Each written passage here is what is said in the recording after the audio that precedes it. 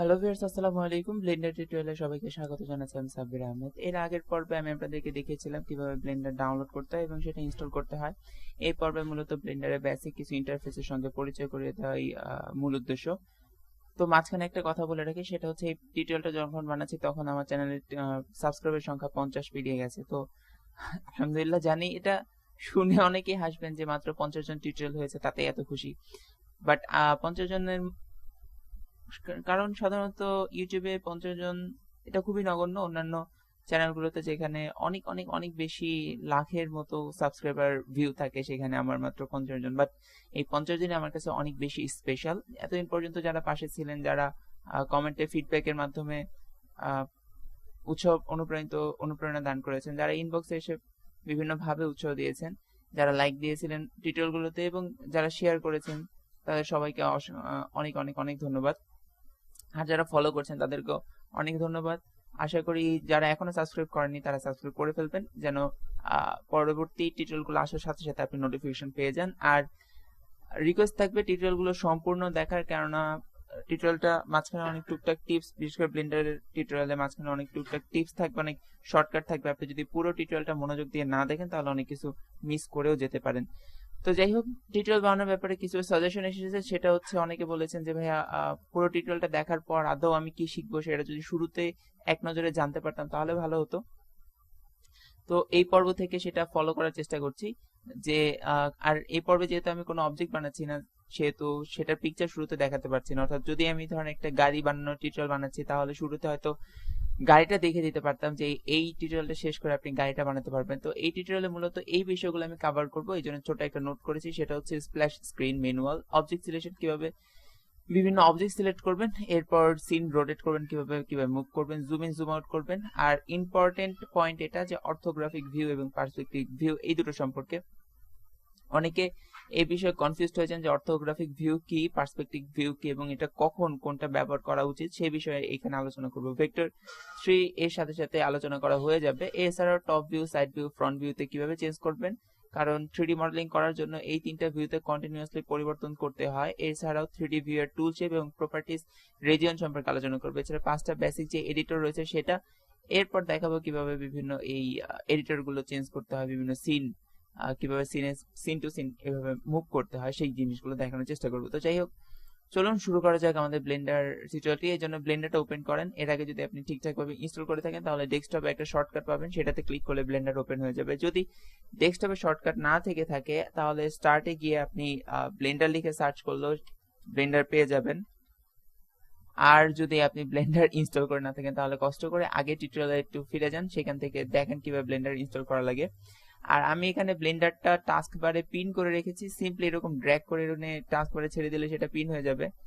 তো পিন করে রাখার কারণটা হচ্ছে যে যারা সাধারণত ইউনিটি ব্যবহার করেন বা আনরিয়েল ইঞ্জিন ব্যবহার করেন, গেমিং এর সাথে জড়িত বা 3D মডেলিং বা অ্যানিমেশন করেন, তাদের জন্য ব্লেন্ডারটা হওয়ার হামেশাই দরকার হয়। তো বারবার কষ্ট করে খুঁজে বের করে ওপেন করার থেকে টাস্ক বার থেকে এক ক্লিকের মাধ্যমে ওপেন করাটা একটু বেশি সহজ।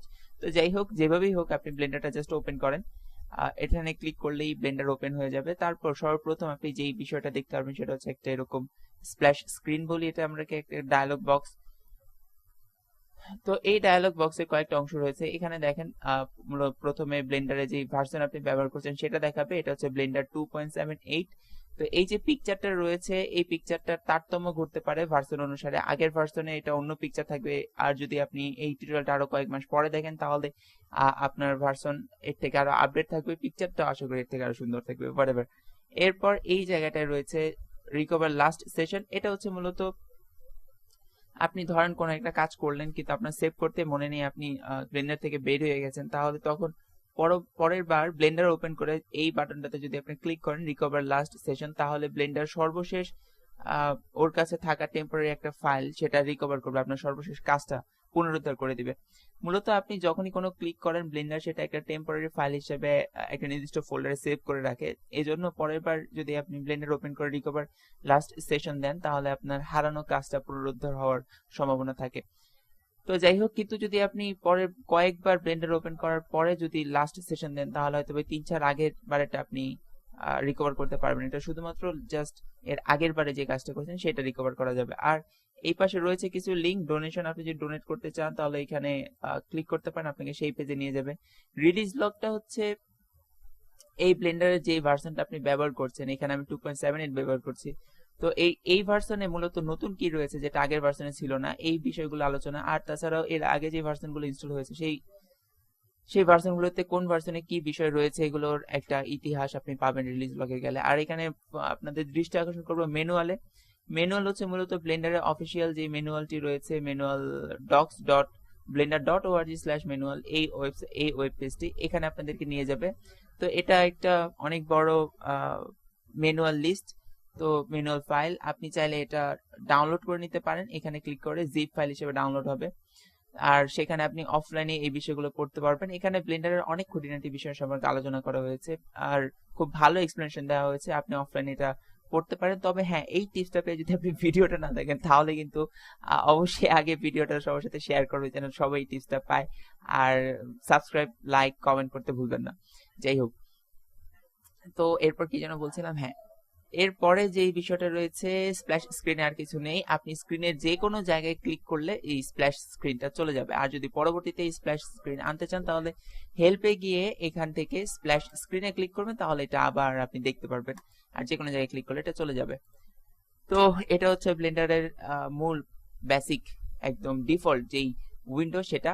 তো এখানে রয়েছে ক্যামেরা, রয়েছে একটা কিউব, রয়েছে একটা ল্যাম্প। আমি এখানে একটা পিকচারের মাধ্যমে দেখানোর চেষ্টা করছি আসলে কোন বিষয়টা কি। এটা হচ্ছে ক্যামেরা, এখানে উপরে ভিউ নেম থাকে, এটা কিউব, এটা ল্যাম্প, এখানে অবজেক্ট অরিজিন, এটা হচ্ছে grid floor, object info, mini Axis, 3D cursor, এই বিষয়গুলো। তো আপনি এখন এরপরে কি বিষয় নিয়ে, হ্যাঁ অবজেক্ট সিলেকশন করার জন্য ধরুন এখানে ক্যামেরা রয়েছে, আপনি এটা মাউসের রাইট বাটনে ক্লিক করে সিলেক্ট করতে পারবেন। তো লেফট রাইট নিয়ে অনেকে কনফিউজড হয়ে যায় যে কখনো লেফটে ক্লিক করা উচিত রাইট বাটনে ক্লিক করে, কখনো রাইট বাটনে ক্লিক করা উচিত লেফট বাটনে ক্লিক করে। তো এটা মনে রাখবেন যে কোনো একটা কিছু অবজেক্ট বা কোনো একটা ভার্টেক্স, কোনো একটা ফেস, কোনো একটা এজ সিলেক্ট করার জন্য আপনি এখানে রাইট বাটনে ক্লিক করবেন। রাইট বাটনে ক্লিক করলে এটা সিলেক্ট হবে। আর সিনকে আপনি রোটেট করতে পারেন কন্ট্রোলের যে হুইলটা রয়েছে, মাউস হুইল রয়েছে, মাউসের যে হুইলটা রয়েছে সেটাতে ক্লিক করেন, তাহলে এরপর মাউসটা নাড়ান, তাহলে দেখবেন সিনটা রোটেট হবে এরকম। আর এই হুইলটা সামনে পিছনে ঘুরিয়ে আপনি এখানে জুম ইন জুম আউট করতে পারেন।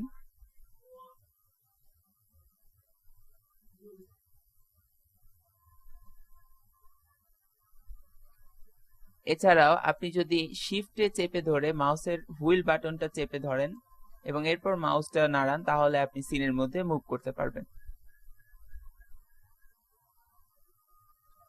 আর ধরুন আপনি জানেন না যে আপনি এরকম একটা জায়গায় চলে গেছেন যেখানে আপনার এই গ্রিড ফ্লোর আর দেখা যাচ্ছে না, আর আপনি জানেনও না যে কিভাবে কোন দিকে গেলে গ্রিড ফ্লোর খুঁজে পাবেন, সেক্ষেত্রে ডিফল্ট লোকেশনে যাওয়ার জন্য আপনি কিবোর্ড থেকে শিফট সি তে ক্লিক করবেন, তাহলে সেটা আপনাকে একদম ডিফল্ট যে গ্রিড ফ্লোরটা রয়েছে সেখানে নিয়ে যাবে। এই গ্রিড ফ্লোরটা থাকার কারণ হচ্ছে এখানে মূলত সেন্টারটা খুঁজে পাওয়া যায়, কাজ করতে সুবিধা হয়, কতটুকু রোটেশন করেছেন সেই বিষয়গুলো বোঝা যায়। এটা হচ্ছে একটা ল্যান্ড, আপনি চাইলে এটা অফও করে রাখতে পারেন। আর এখানে এই যে গোল একটা চিহ্ন দেখা যাচ্ছে, আমি জানি না দেখতে পাচ্ছেন কিনা, আমি স্ক্রিনশট তুলে দেখাচ্ছি। এই যে এই চিহ্নটা রয়েছে এটাকে বলছি আমরা 3D কার্সর। এই 3D কার্সর হচ্ছে মূলত এই 3D কার্সর যেখানে থাকবে, আপনি যদি নতুন একটা অবজেক্ট তৈরি করেন সেটা সেইখানে গিয়েই তৈরি হবে। আর এছাড়াও 3D কার্সরের বিভিন্ন ব্যবহার রয়েছে, সেটা আমরা ক্রমানুসারে দেখব। এরপর এখানে ল্যাম্প তো লাইটিং এর জন্য ব্যবহৃত হয়, বিভিন্ন ধরনের ল্যাম্প, সান রয়েছে, হেমি রয়েছে, স্পটলাইট রয়েছে, পয়েন্ট লাইট, এরিয়া লাইট, বিভিন্ন ধরনের লাইট ব্লেন্ডার রয়েছে। আর এটা হচ্ছে ক্যামেরা, যে সিনের মধ্যে তো অনেক কিছু থাকবে কিন্তু অ্যাকচুয়ালি ক্যামেরাতে আপনি কিরকম দেখবেন এই সিনটা, সেজন্য এই ক্যামেরাগুলো থাকে। আপনি চাইলে আরো নতুন ক্যামেরা তৈরি করতে পারবেন, ক্যামেরা ডিলিটও করতে পারবেন। আর জিরোতে আপনি যদি কিবোর্ডের নাম্বার প্যাড থেকে জিরোতে ক্লিক করেন তাহলে ক্যামেরা দিয়ে এক্স্যাক্টলি কিরকম দেখা যাচ্ছে সিনটা, বা আপনি যদি এখান থেকে ছবি তৈরি করেন তাহলে কিরকম তৈরি হবে সেটাই ক্যামেরা ভিউতে দেখতে পারবেন, এটা চেঞ্জও করতে পারবেন। আবার জিরোতে ক্লিক করে সেখান থেকে বের হয়ে আসতে পারবেন।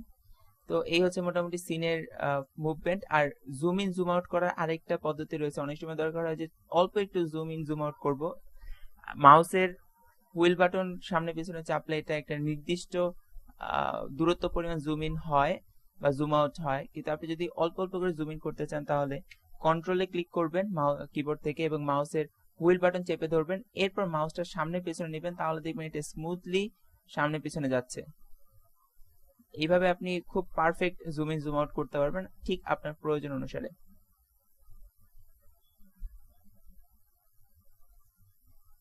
এরপর যে বিষয়টা নিয়ে আলোচনা করব সেটা হচ্ছে অর্থোগ্রাফিক ভিউ এবং পার্সপেক্টিভ ভিউ। এখানে জানি না দেখতে পাচ্ছেন কিনা, এই কর্নারের উপরে এই কোণায় একটা লেখা রয়েছে ইউজার পার্সপেক্ট PERS পার্স লেখা, এটা হচ্ছে মূলত পার্সপেক্টিভ এর সংক্ষিপ্ত ফর্ম। এখানে দেখেন পার্সপেক্টিভ লেখা রয়েছে, এটা প্রথম 4টা লেটার রয়েছে।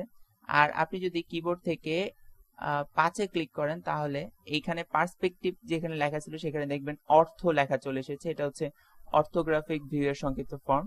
তাই এবার প্রশ্ন হচ্ছে অর্থোগ্রাফিক ভিউ এবং পার্সপেক্টিভ ভিউ এই দুটো বিষয় আসলে কি, তো এই বিষয় সম্পর্কে বলার চেষ্টা করছি। তো এটা হচ্ছে মূলত একটা কিউব, আর একটু জুম ইন করে নিচ্ছি। দেখেন এটা হচ্ছে একটা ছোট্ট কিউব, এটার এখানে 4টা কর্নার রয়েছে, এই কর্নার এই কর্নার আর এখানে আরো দুটো কর্নার রয়েছে। তো এই কর্নারগুলো আমরা জানি যে এই কোণা থেকে এই কোণার যে দূরত্ব আর এই কোণা থেকে এই কোণার দূরত্ব এই দুটো কিন্তু সমান, কিন্তু আমি এইখানে বা রিয়েল ওয়ার্ল্ডে যখন দেখি তখন দূরের জিনিসটাকে ছোট মনে হয়। দেখেন এই দূরে যে কর্নারটা রয়েছে সেটা মূলত এতটুকু দেখাচ্ছে, কিন্তু মূলত এই কর্নার দুটোর দূরত্ব প্রায় এতটুকু। তাহলে সহজভাবে পার্সপেক্টিভ ভিউটা হচ্ছে দূরত্ব পরিবর্তনের সাথে সাথে কোন একটা অবজেক্টের আকার বা এজ গুলো আস্তে আস্তে ছোট দেখাবে। রিয়েল ওয়ার্ল্ডে আমরা যেটা দেখি, আপনি যদি বিমানের উপরে থাকেন তাহলে নিচের মানুষগুলোকে ছোট ছোট ছোট ছোট পিপিলিকার মতোই দেখাবে। আর অর্থোগ্রাফিক ভিউটা এর ঠিক বিপরীত। আপনি নাম্বার প্যাড থেকে 5-এ ক্লিক করে অর্থোগ্রাফিক ভিউতে যেতে পারেন। এখান থেকে আমি আরেকবার স্ক্রিনশট নিয়ে দেখাচ্ছি। এখান থেকে দেখেন এখানেও 4টা কর্নার রয়েছে, বাট এটার যে দূরত্ব এখান থেকে এটার যে দূরত্ব এখান থেকে এটার দূরত্ব একই দেখাচ্ছে। অ্যাজ এ রেজাল্ট এই বিষয়টা হচ্ছে যে এটা দেখতে অড লাগতেছে, কারণ রিয়েল ওয়ার্ল্ডে আমরা এরকম দেখি না, কেননা প্রত্যেকটা জিনিসের দূরত্ব যখন বাড়ে এটা আস্তে আস্তে দেখতে ছোট লাগে। আর অর্থোগ্রাফিক ভিউতে যখন দূরত্ব বাড়বে তখন মূলত এই এজ গুলো ছোট দেখাবে না, এটা সমানই দেখাবে, ঠিক এটা যতটুকু সাইজ রয়েছে ততটুকু দেখাবে। তো অর্থোগ্রাফিক ভিউ রিয়েল ওয়ার্ল্ডে দরকার হয় না, কিন্তু এটা মডেল করার জন্য দরকার হয়। কারণ আপনি যখন একটা মডেল বানাবেন, হতে পারে সেটা একটা রিক্সা, হতে পারে সেটা একটা চেয়ার, হতে পারে সেটা একটা বাড়ি, হতে পারে একটা গাড়ি, যখন আপনি মডেলটা বানাবেন তখন দরকার হয় যে সামনের অংশ এবং পিছের অংশ সমান আছে কিনা বা কতটুকু আছে এগুলো দেখার। তো সেটা একটা পার্সপেক্টিভ ভিউ থেকে আসলে বোঝা যায় না পারফেক্টলি, তো তখন বিশেষ করে মডেলিং এর জন্য এই অর্থোগ্রাফিক ভিউটা দরকার হয়। আর আমরা যখন অ্যাকচুয়ালি রেন্ডার করব বা পিকচার বানাবো তখন কিন্তু আমরা পার্সপেক্টিভ ভিউতেই বানাবো। তো এটা কিবোর্ডের নাম্বার প্যাডের থেকে 5-এ ক্লিক করে আপনি এই অর্থোগ্রাফিক এবং পার্সপেক্টিভ ভিউ এটা পরিবর্তন করতে পারেন। আর এই জায়গাতে পার্সপেক্টিভ ভিউ এবং অর্থোগ্রাফিক ভিউ এখানে মূলত দুটো অংশ রয়েছে।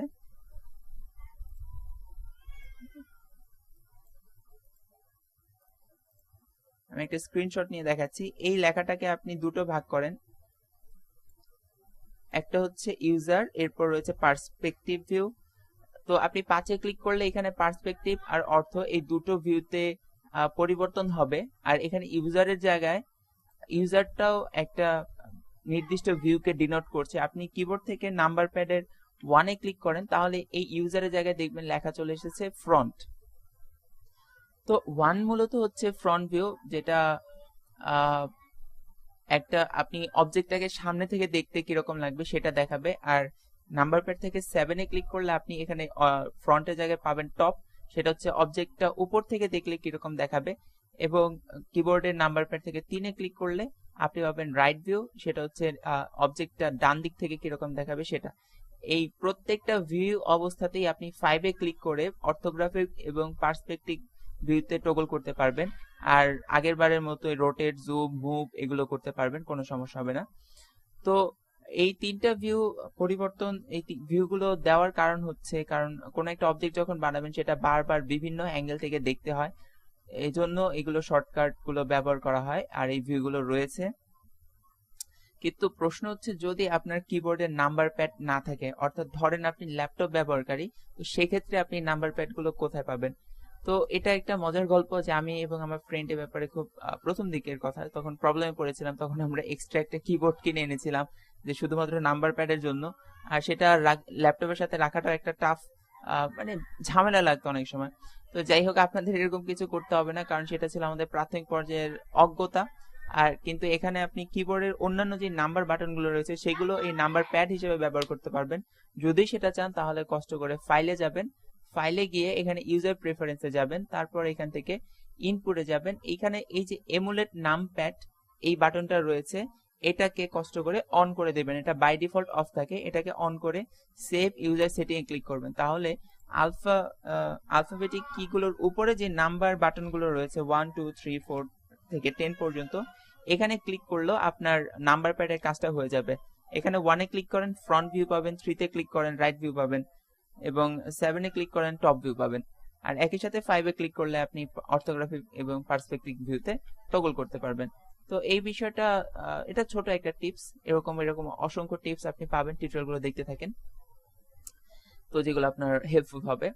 এরপর ভিউগুলোর পরে ভেক্টর 3 সম্পর্কে একটু বলে নিই। ভেক্টর 3টা হচ্ছে, এর আগে আমরা 2D অঙ্ক করেছি, এটা আমি টপ ভিউতে দেখাচ্ছি।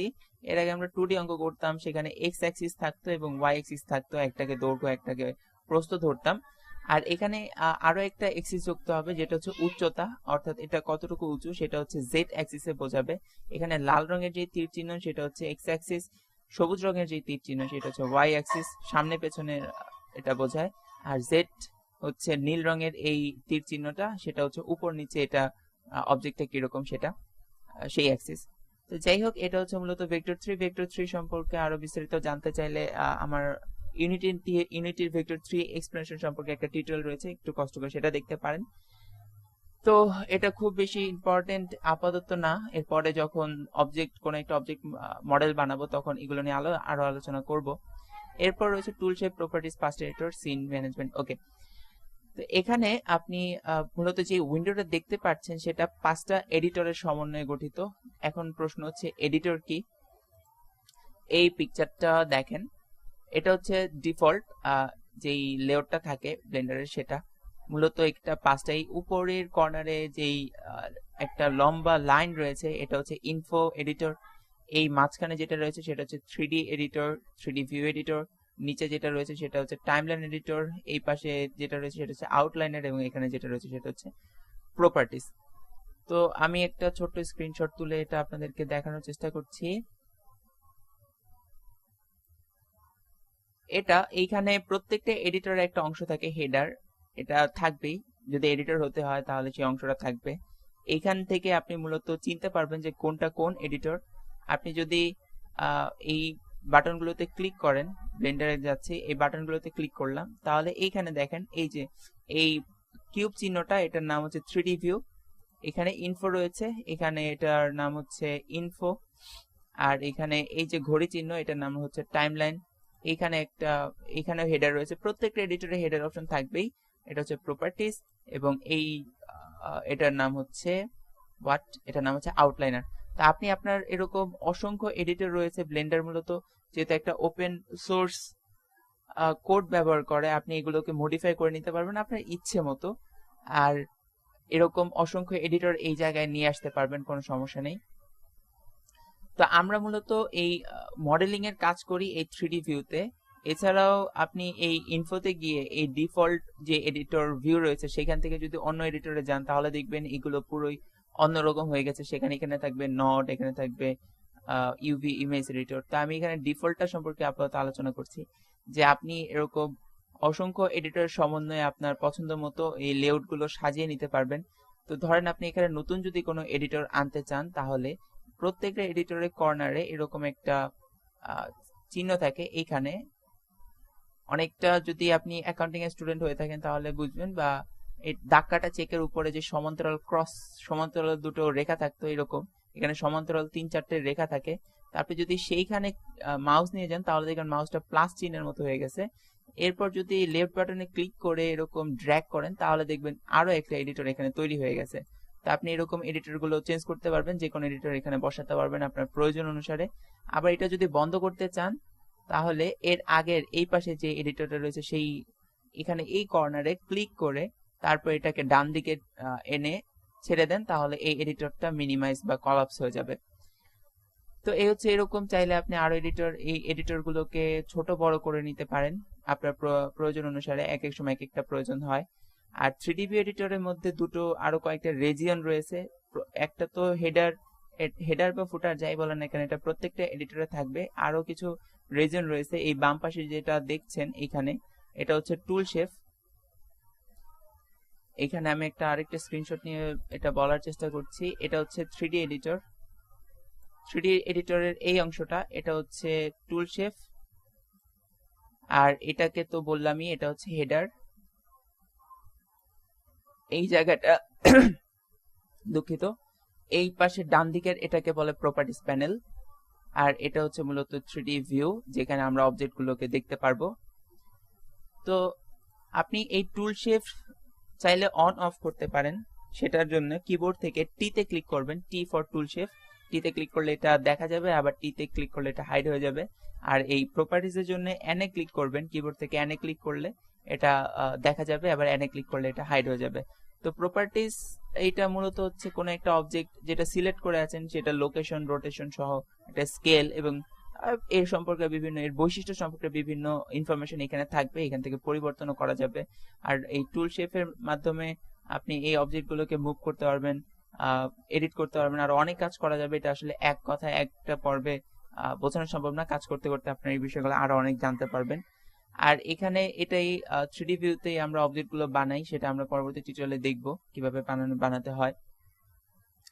তো আর এই জায়গাটাতে এটা হচ্ছে প্রপার্টিজ প্যানেল। এখানে মূলত রেন্ডারিং এর কাজ করা হয়, অবজেক্টে ম্যাটেরিয়াল সেট করা হয়, অবজেক্টে বিভিন্ন মডিফায়ার অ্যাপ্লাই করা যায়, পার্টিকেলে কাজ করা যায়, ফিজিক্সের কাজ করা যায়, আরো অসংখ্য কাজ করা যায়। আর এখানে উপরে যে আউটলাইনারটা রয়েছে, এই জায়গায় আউটলাইনার, তো এই আউটলাইনারটা হচ্ছে মূলত এই সিনের মধ্যে আপনার কি কি অবজেক্ট রয়েছে তার একটা লিস্ট। এটা আপনি যদি ইউনিটিতে কাজ করে থাকেন তাহলে ইউনিটিতে যে থাকে হায়ারার্কি থাকে, এই আউটলাইনারটা হচ্ছে সেই হায়ারার্কি।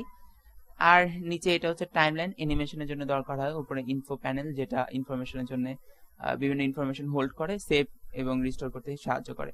তো এই হচ্ছে মোটামুটি আমাদের আজকের টিউটোরিয়ালে। পরবর্তী টিউটোরিয়ালে আমরা অবজেক্ট বানানোর চেষ্টা করব। সেই পর্যন্ত সবাই ভালো থাকুন, সুস্থ থাকুন, আল্লাহ সবাইকে ভালো রাখুন। আশা করি পরবর্তী টিউটোরিয়ালে দেখা হবে। সবাইকে অনেক ধন্যবাদ। আল্লাহ হাফেজ।